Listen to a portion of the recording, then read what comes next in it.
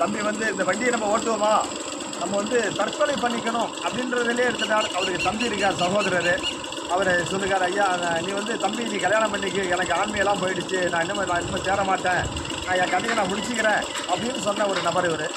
அதனால் ஏன்பா நீ வந்து இப்படிலாம் நினைக்காத, உனக்கு உடல்நலங்கள் நல்லா சரியாக வந்துடும், கவலைப்படாத, இருப்பா இங்கே இருப்பாங்க, வெளியில் சாமான் இருக்க மாட்டாங்க. சரி, அவருக்கு சொந்த புள்ள மாதிரியே வீட்டு உள்ளார போட்டு அவருக்கு எல்லா வசதியும், ஃபேன் வசதி, ஏர் கூலர்லேருந்து அத்தனை வசதியும் நான் செய்து கொடுத்து, உணவுகளை எந்த விதமான எல்லாம் பச்சை உணவு தான், சைவ மார்க்க உணவு தான் அவருக்கு எல்லாம் சாப்பிட்டுட்டு வேறு எந்த உணவு கடையிலேருந்து கூட வாங்கி அதை சாப்பிடக்கூடாதுன்னு சொல்லி இந்த அளவுக்கு நல்ல ஒரு தெரிஞ்ச கட்டுப்பாடோடு இருந்தார்.